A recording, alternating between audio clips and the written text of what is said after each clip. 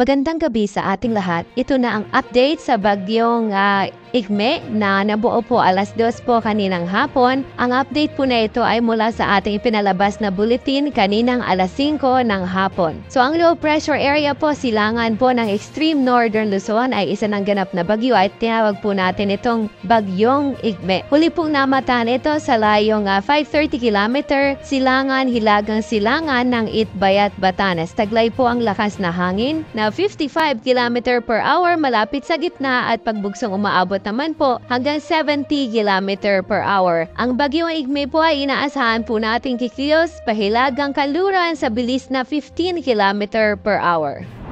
Ito po ang kanyang track at inaasahan po natin na hanggang Sunday po ng umaga ay patuloy nakikilos ito pakanluran, hilagang kanluran. Inaasahan naman pong mag-exit po ito ng Philippine Area of Responsibility ng Linggo at inaasahan din pong paglabas po ng Philippine Area of Responsibility ay hihina na rin po ito bilang low pressure area. Sa ngayon po ay nakataas po ang Tropical Cyclone Signal number 1 dito lamang po sa Batanes o sa lalawigan po ng Batanes. So, isang probinsya lang po ang area kung saan po nakataas po ang ating wind signal.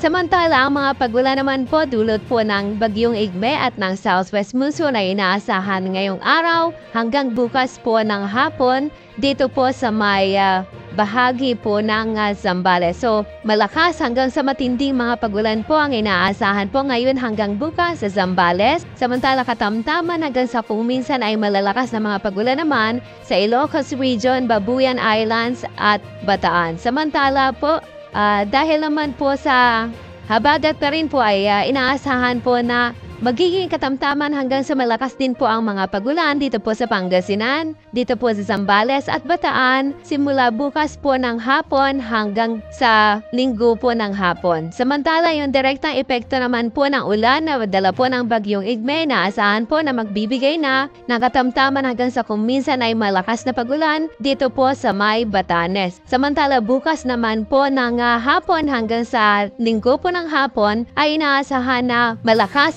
hanggang sa mga matitinding mga pagulan ang inaasahan po sa Batanes pa rin at katamtaman hanggang sa kung minsan ay malalakas na mga pagulan naman po dito sa Cagayan kasama na po ang Babuyan Islands. Samantala po, bukod sa malalakas na pagulan po ay inaasahan din po ang mga gusty conditions o mga biglang pagbugso po ng hangin dulot po ng habagat at bagyong Igme dito po sa mga lugar na aking babanggitin. Ngayon hanggang sa linggo po ay inaasahan po ang mga pagbugso ng hangin dulot po ng habagat at ng bagyong Igme dito po sa Ilocos Region, Batanes, Babuyan Islands, Zambales at Bataan. Ano po ang inaasahan natin sa mga susunod na araw? In summary po, inaasahan po natin na ang habagat o southwest monsoon ay magbibigay pa rin po ng katamtaman hanggang sa malalakas na mga pagulan dito po sa Ilocos Region, Zambales, Bataan na magiging heavy to intense po sa lugar na yan at maging dito po sa Bataan. At inaasahan din po ang maulap na kalangitan na may mahina hanggang sa katamtamang ulan